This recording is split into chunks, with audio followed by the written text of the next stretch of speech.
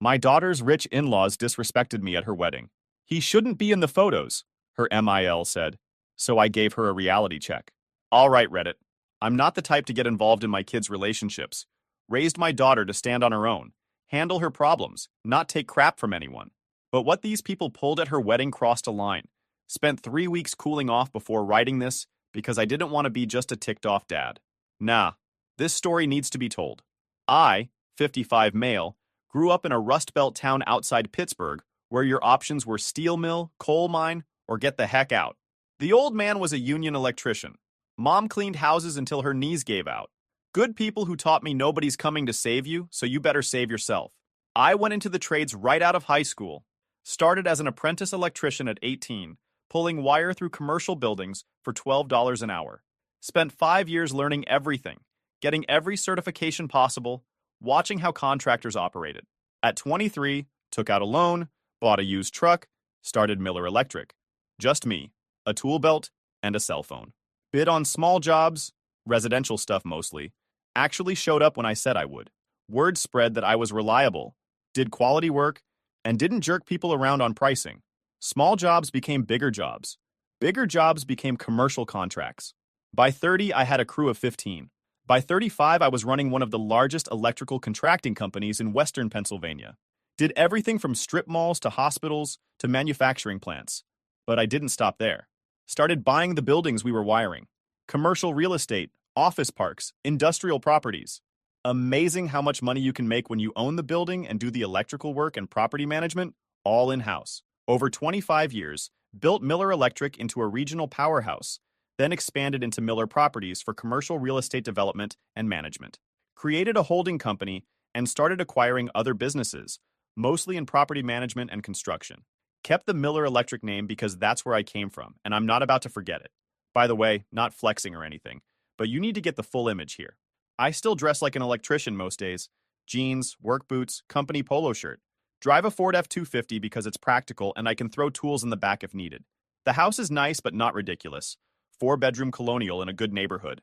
Not interested in impressing anyone with fancy cars or designer clothes. That's not who I am. Wife Hannah died when our daughter Riley was 7. Breast cancer, fast and brutal.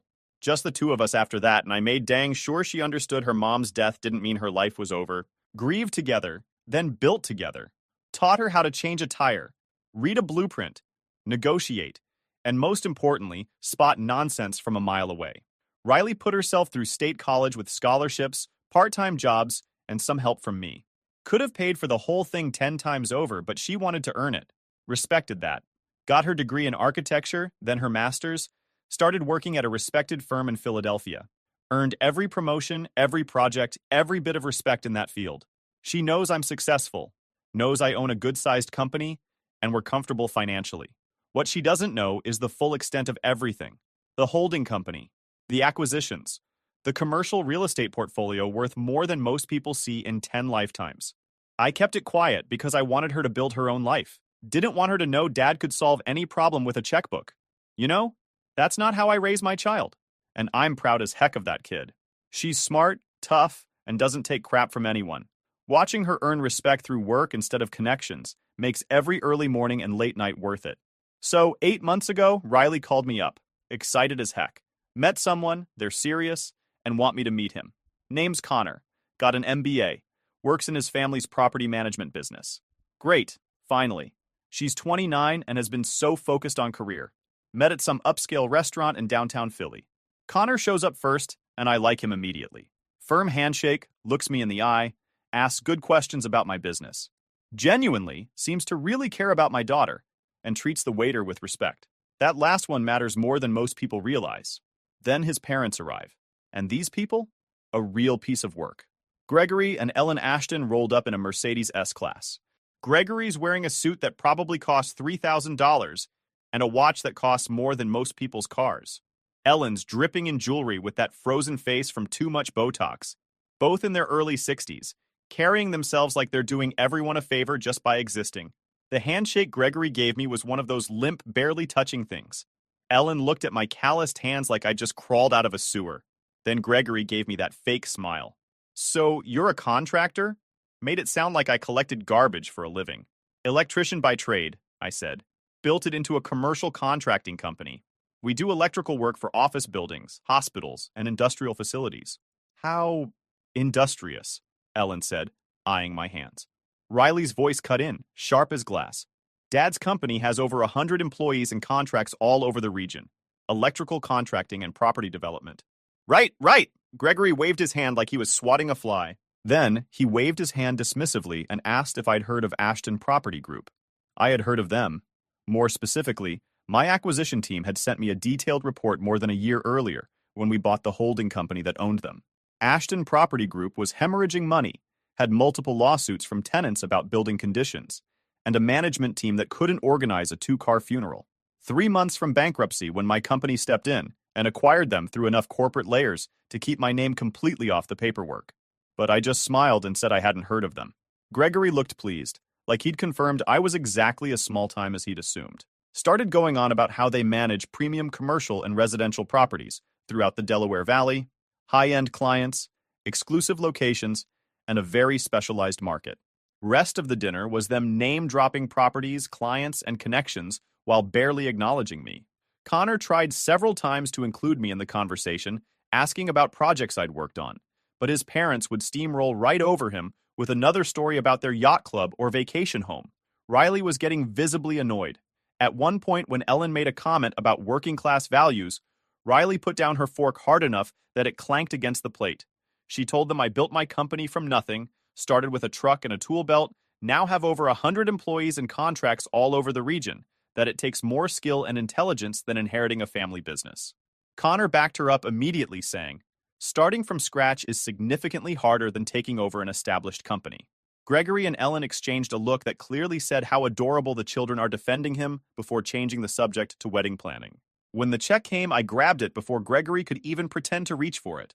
Saw the surprise on his face when he glanced at the total. Probably shocked a contractor could drop $600 on dinner without blinking. As we were leaving, Ellen's voice carried, loud enough for me to hear. Well, Riley seems lovely despite her unconventional background. I'm sure we can help guide her into more appropriate social circles. Riley stopped dead. I put my hand on her shoulder. Not worth it, I said quietly. Let it go. In the parking lot, Connor apologized profusely. Said his parents can be difficult. Riley called them openly condescending. Connor looked angry and said he told them to be respectful, but they don't know how. That's when I liked this kid more and more. He had a backbone even if his parents didn't appreciate it. Told them both not to worry about me, to focus on each other. But I was already thinking about what I knew about Ashton Property Group and exactly how much power I had over their entire operation. The irony was almost funny. Almost. Engagement happened 2 months later. Connor proposed at some park where they'd had their first date. Riley said yes. I was genuinely happy for them. Then wedding planning started, and that's when things really went off the rails. Ellen called Riley the day after engagement to inform her, not ask, that they'd be handling all wedding arrangements. Said they have connections at the best venues and want this done properly. Done properly. Riley called me after fuming. Ellen's trying to take over everything. Keeps making comments about teaching her their way of doing things and introducing her to the right people. Connor's been arguing with them, telling them to back off, but they're not listening. His dad actually threatened to cut him off financially if they don't do the wedding their way. Asked what Connor said to that. Riley said he told them to go ahead and said they'd elope if they kept pushing. Told Riley to let them plan their big fancy wedding if it makes things easier for her and Connor. I'll contribute what I want to contribute, and they can't stop me. But the day is about them, not the Ashtons. Don't let them steal your joy. Riley said they're being so disrespectful to me, but I told her I've dealt with worse. Focus on marrying a good man. That's what matters. What I didn't tell her was, I'd already instructed my CFO to prepare a complete financial analysis of Ashton Property Group. I wanted to know exactly how bad their situation was and what leverage I had if things escalated. Venue selection was the first major battle. Ellen insisted on their country club, Brookhaven Reserve, apparently the most exclusive club in the Philadelphia suburbs. Connor and Riley wanted a barn venue they'd found that was more relaxed and personal. Ellen shot it down immediately. A barn? Are you serious? What will people think? Absolutely not. Brookhaven is where the Ashton family has held every major event for 3 generations. Not breaking tradition for some rustic fantasy. Connor tried to argue, but Gregory backed Ellen up, saying Connor's marrying into expectations. Time to start meeting them. Riley was ready to call the whole thing off. I could hear it in her voice when she called me. Can't do this. Not having a wedding at some snobby country club where they're going to look down on everyone she cares about. Told her to hold on, let me handle this. So I called Gregory directly the next day. Gregory, it's Vince Miller. I wanted to talk about the wedding venue. Oh, Vince, good to hear from you. A fake friendly voice dripping through the phone. I assume you're calling to thank us for hosting at Brookhaven. We're covering the entire venue cost. Quite generous considering. Actually, I'm calling to make you an offer. Riley and Connor want that barn venue. It's their wedding. They should have what they want. I'll cover the entire cost. Venue, catering, bar, everything. You and Ellen can be guests and enjoy the day. Long pause on his end. That's not necessary. We have the Brookhaven booking. Cancel it. I'm paying for the barn venue. My daughter's wedding, my money, my choice. Unless you want to start a family war before the marriage even happens. Another pause. This is highly irregular. So is try to control your future daughter-in-law's wedding against her wishes. We got a deal or not? He backed down. Probably didn't want to admit to his wife he'd been outmaneuvered by a contractor. The wedding was moved to the barn venue, and I wrote a check for $30,000 without blinking. Ellen was furious, but there was nothing she could do about it. That should have been the end of it. But these people were just getting started. The guest list was the next battle. Ellen wanted to invite her entire social circle, people Riley had never met. Connor's younger sister Blair, 25, and the only decent member of his family, called Riley and warned her they're planning to turn the wedding into a networking event for their business connections, heard them talking about it, and wanted to invite people to show off they're still relevant despite their company struggling. Blair had always been the black sheep of the Ashton family. Rejected their lifestyle, moved to Seattle, hadn't spoken to her parents except when absolutely necessary. Flying in for the wedding because she loves Connor and wants to support him. With Blair's warning, Riley put her foot down. Our wedding, our guest list. You can invite your immediate family and 20 friends. That's it. Ellen lost her mind. 20 friends. Do you have any idea who we are? The connections we have? This is absurd. Connor backed Riley up saying it's their wedding. Those are the rules, take it or leave it. Gregory tried money as leverage. We're paying for a significant portion of this wedding. I cut him off. No, you're not. I'm paying for the venue, the catering, the bar, the flowers, and the music. You're paying for nothing unless Riley and Connor ask you to, which means you have no leverage here. His face was priceless. Ellen turned to me with pure venom. This is highly inappropriate. You're inserting yourself into family business. I'm Riley's father. This is exactly my business. You tried to hijack my daughter's wedding to show off for your friends? That ends now. She wasn't done, though. Well, I hope you're prepared for the social embarrassment of having a wedding at a barn. I'm sure your working-class friends will feel right at home with the hay bales and mason jars. Riley stood up. Get out. Excuse me? Get out of my apartment. You're not welcome here until you can show basic respect to my father and me. Connor stood up next to her. You heard her. Leave. Connor! How dare you kick your own parents? They left, and the next 3 months of wedding planning was a cold war. Ellen sent passive-aggressive emails about dress codes and appropriate behavior for the ceremony. Gregory made snide comments to Connor about disappointing the family. They refused to participate in any planning meetings, told Connor they'd show up on the day, but wouldn't pretend to be happy about it. Fine by me. Fewer headaches. Darren leaned over. Boss, you want me to accidentally drop a drink on those people at the reception? He was completely serious. I laughed. Tempting, but no. Let them dig their own graves. I'm just watching at this point. You're a better man than me, Darren said. Someone talk to my daughter like that. I'd be in jail. The week before the wedding, I got a call from my attorney.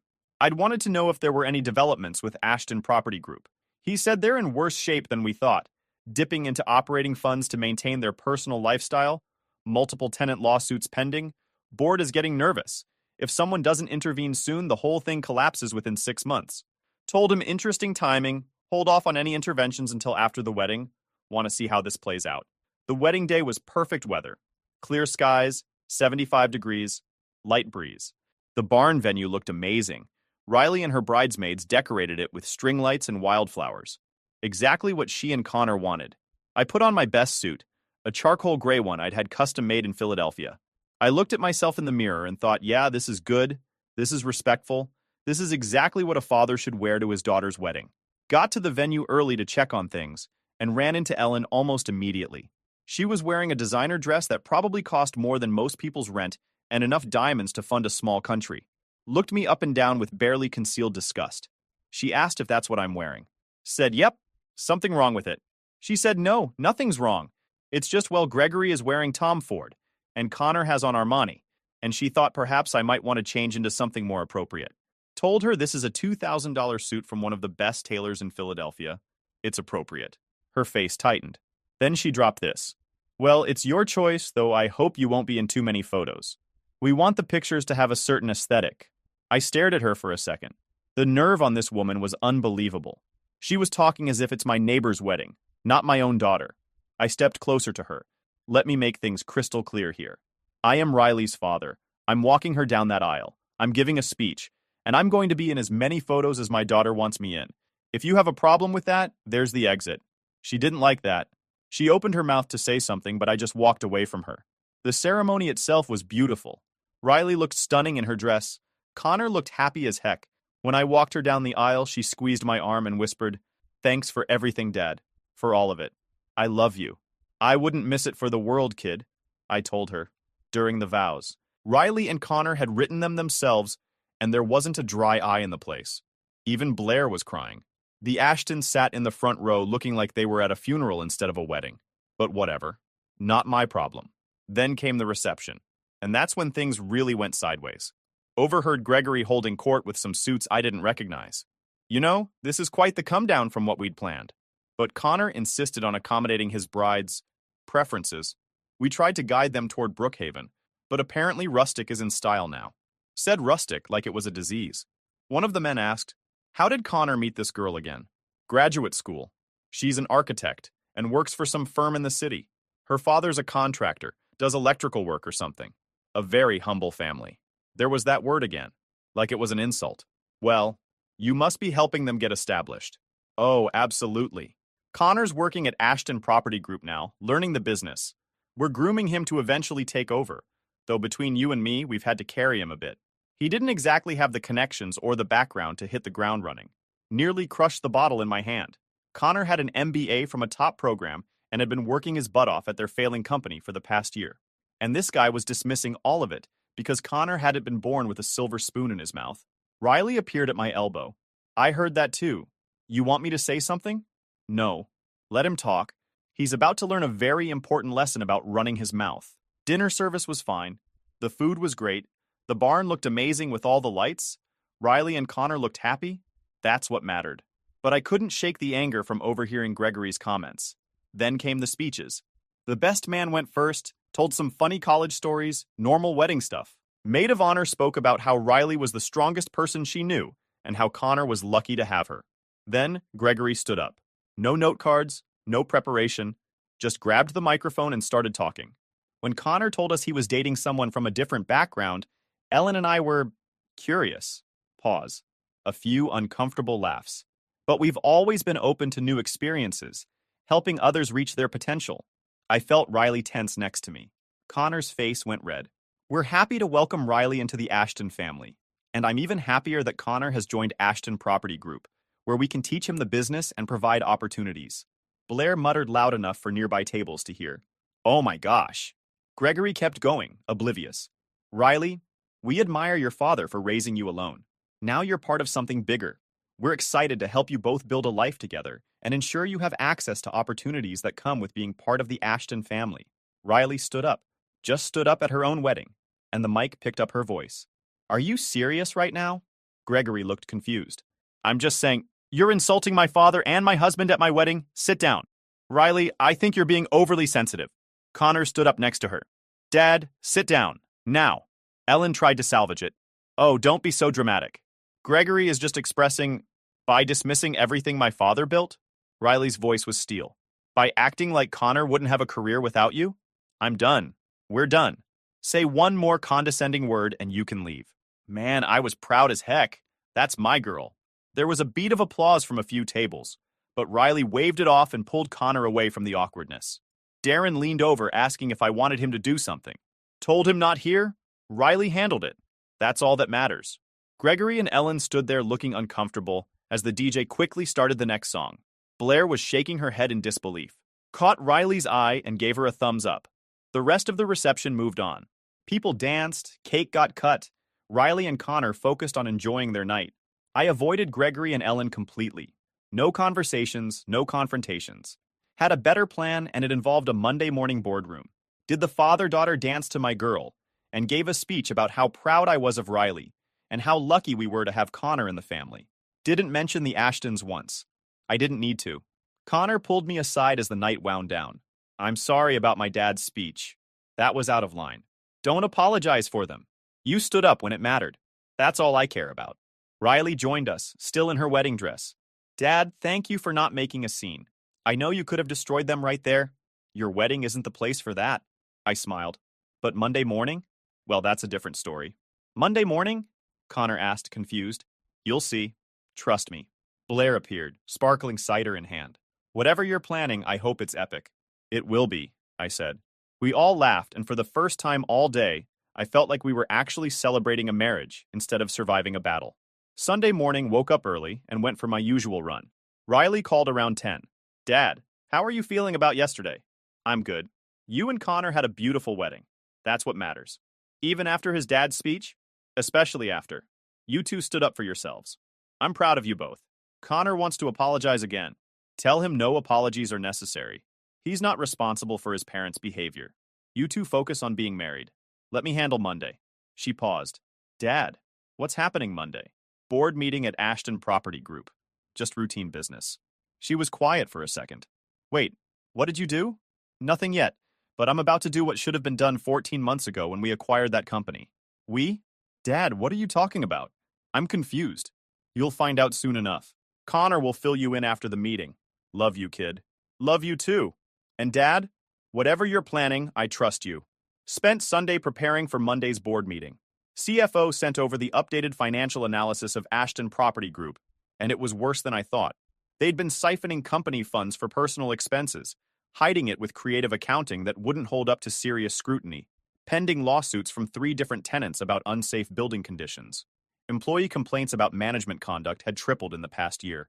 They weren't just bad at their jobs. They were actively harmful to the company and the people who worked there. Sunday evening, my attorney Tom called. Vince, I'm assuming you're going forward with the board meeting tomorrow? Absolutely. Gregory's attorney called me. They're threatening legal action if you harass them at work. I laughed. Harass them? I own the company. I'm allowed to attend board meetings for companies I own. That's what I told them. They backed off pretty quickly once they realized they had no legal standing. Good. See you tomorrow at 9. Monday morning came. I put on my real business attire. Custom suit, Italian leather shoes, the works. Ashton Property Group office was in a downtown Philadelphia high-rise, all glass and steel, trying hard to look prestigious. Took the elevator to the executive floor and walked into the boardroom at exactly 8:55 a.m. My CFO, my attorney, and 2 other board members from my holding company were already there setting up. Ashton Property Group board members started filtering in, all of them confused about the emergency meeting. Gregory and Ellen arrived last, both looking tired but composed. When Gregory saw me sitting at the head of the conference table in my suit, his face went from confusion to annoyance. What are you doing here? Please sit down. We have a lot to discuss. Ellen remained standing. This is a private board meeting. You have no right. My attorney cut her off. Mr. and Mrs. Ashton, I'd strongly suggest you sit down. Mr. Miller has every right to be here. Gregory sat down slowly, exchanging glances with Ellen.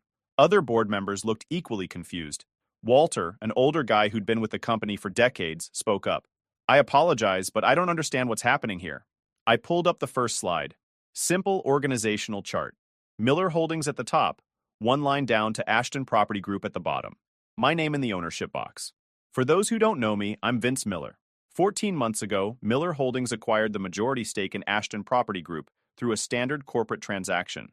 The acquisition was structured to maintain operational independence. The room went dead silent. Walter leaned forward, staring at the screen. Ellen's face had gone pale. Gregory's jaw was clenched. That's impossible, Gregory said quietly. The holding company that bought us was Miller Holdings. Mine. I kept my voice level professional. When we acquire companies, we do our due diligence. We review financials, culture, and management practices. And then we make decisions about whether the existing leadership can meet our standards. I clicked to the next slide. Performance metrics. Revenue decline. Employee turnover rate. Client complaints. Profit margin trending negative. Here's what we found. Revenue fell 18% over 3 years. Employee turnover at 62% annually. Client complaints up 40% year over year. 3 active lawsuits from tenants regarding property maintenance failures. Operating margin moved from positive 12% to negative 3%. Walter was reading the numbers with increasing alarm. Other board members shifted in their seats. In addition to performance issues, we identified significant cultural problems. Exit interviews showed consistent patterns of hostile management behavior, disrespect towards staff, and a work environment that drove away talented employees. Ellen tried to speak. These numbers are taken out of context. They're accurate, verified by 3 separate audits. I nodded to my CFO, who slid documentation across the table. Gregory found his voice. You can't just walk in here and... I can, because I own this company. And I should have done this 6 months ago. During your son's engagement and wedding, I watched how you treat people. Your staff at the wedding, your son and his wife, anyone you perceive as beneath you. It confirmed everything the employee data was telling me. I clicked to the next slide. A forensic accounting review completed last week identified misappropriation of company funds totaling $214,000 over 3 years. Personal expenses charged to corporate accounts. Unauthorized use of company resources. Color drained from Gregory's face. He looked like a ghost. Based on performance failures, cultural violations, and financial irregularities, you are both terminated for cause effective immediately. Civil recovery proceedings will begin this week to recoup misappropriated funds. The matter has been referred to our legal counsel for criminal review. Ellen stood up, voice shaking. You can't do this. Who do you think you are?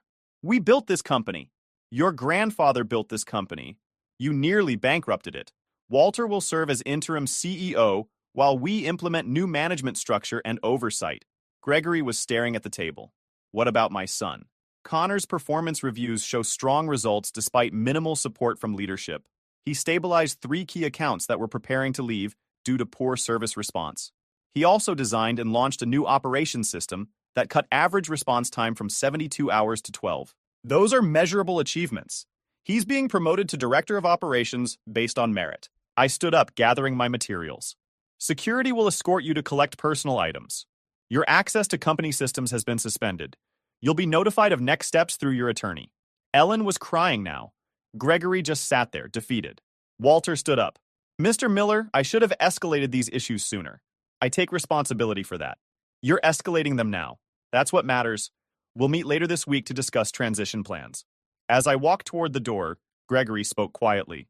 This is because of the wedding, isn't it? Because of what I said about your daughter. I stopped and turned back. This is because you failed to meet basic standards. Your behavior at the wedding just confirmed what 14 months of data already told me. Left the building without looking back. 3 months later, the changes at Ashton Property Group were night and day. Walter had stepped up as interim CEO and was doing solid work. Connor had embraced his new role and was implementing systems that should have been in place years ago. Employee morale was up, client complaints were down. For the first time in years, the company was actually profitable. Forensic accounting investigation wrapped up in early December. Gregory and Ellen had misappropriated over $200,000 over 3 years. My legal team sent them formal notification, terminated for cause, civil recovery proceedings initiated, matter under criminal review by the district attorney's office. They tried to fight it, hired attorneys, threatened countersuits. Their lawyer reviewed the documentation and advised them to settle the civil claim and cooperate with the DA's investigation. They did. Alternative was worse. Connor? He officially cut them off completely, changed his phone number, blocked them on all social media, sent a formal letter through his attorney stating he wanted no contact. Blair did the same. Both parents tried to use guilt and family obligation to manipulate them into reconciling, but neither kid budged. Connor told me over dinner one night they had his whole life to be decent parents. They chose status and money over basic human decency. I'm done giving them chances. Riley squeezed his hand. We both are. Consequences for Gregory and Ellen kept stacking up. Word spread quickly about why they'd been fired from their own family company. Country club membership was quietly revoked after several members complained about their treatment of staff. Boards they sat on asked them to resign. Friends stopped returning calls. They tried to start a property management consulting business, trading on the Ashton name and their supposed expertise. Failed within 2 months. By February, they'd sold their main house to cover debts and downsized to a small condo in the suburbs. The vacation home in the Hamptons was gone. Luxury cars were gone. Designer clothes and jewelry got sold off. Went from living like millionaires to living like upper middle class retirees, except without the social connections or respect. Connor heard through his sister that his mother had a complete breakdown when they had to sell the house. Not because she'd lost the house, but because people she considered friends showed up to the estate sale to pick through her things and gossip. Humiliation was complete. Connor admitted one night part of him feels bad for them. They're still my parents. Feeling bad for them doesn't mean you have to let them back in your life, I said. They made choices. Actions have consequences. I know. And honestly, I'm happier without them. Riley and I both are. They were happy. Obvious to anyone who saw them together. Bought a nice townhouse in a neighborhood they actually liked. Riley's career was thriving. Connor was excelling at his new position and getting recognized by industry publications as an innovative young leader in property management. Blair had become close with Riley and was over at their place constantly. The three of them had formed their own little family unit, one built on mutual respect and genuine affection. As for me, I was back to my normal life, running my companies, working with my crew, living modestly despite being able to afford pretty much anything I wanted. The difference was that now my daughter knew the full extent of my business holdings, and she was handling it better than I expected. She said she always knew I was successful, just didn't realize how successful, but it makes sense. I've always kept things low-key, always worked hard, and always treated people with respect. That's a recipe for success in any field. Told her she learned those same lessons. That's why she's doing so well. She said she learned them from me and from Mom when she was old enough to remember her. We were sitting on my back porch, sunset, and a couple of drinks. Riley leaned back in her chair. You know what's wild? His parents spent 8 months trying to convince me I needed to be elevated into their world. Connor finally sees them clearly. And Dad? You got to reveal you're basically Batman. I'm not Batman. Come on. Low profile, secretly powerful. That's Batman to me. Does that make you Batgirl? Obviously.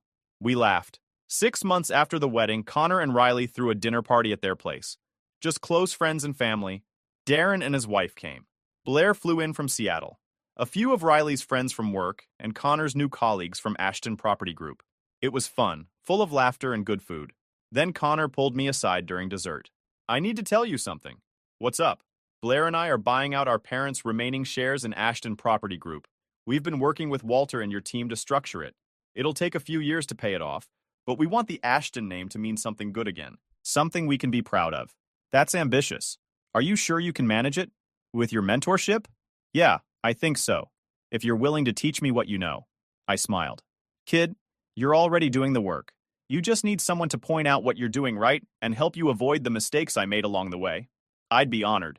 Thank you. For everything. You're more of a father to me than my dad ever was. You're a good man, Connor. You stood up for what mattered when it would have been easier to stay quiet. That's all anyone can ask. Riley found us a few minutes later.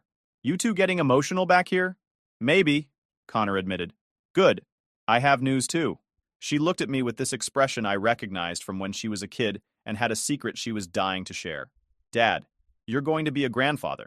I literally sat down on the couch behind me. Are you serious? Found out yesterday, 12 weeks. We wanted to wait to tell people, but I can't keep secrets from you. I hugged her so tight she had to tell me to ease up. That's amazing, kid, Connor said. Grandpa Vince has a nice ring to it. Have you told your parents? I asked Connor. No, and we're not planning to. This baby is going to grow up surrounded by people who actually love them, not people who use family as a status symbol. What about Blair? Riley asked. Blair appeared with sparkling cider for everyone except Riley. Aunt Blair is already planning to spoil this kid rotten. I just got off the phone with my friend who makes custom baby clothes. I'm going all in. We toasted to new beginnings, to families we choose, to consequences and karma. Toasted to Connor, to Riley, and to their baby. Later that night, driving home, I thought about everything that happened over the past year. Gregory and Ellen had tried to make me feel small, because I didn't fit their definition of success. They ended up losing everything that mattered. Meanwhile, I had my daughter, a son-in-law who'd become like a real son, a grandchild on the way, and a life built on real things. I'd take that trade. Always. YouTube just dropped this new hype feature. If you're hooked on this story, smash that hype button. It tells YouTube this video deserves to blow up, and it keeps even crazier stories coming your way.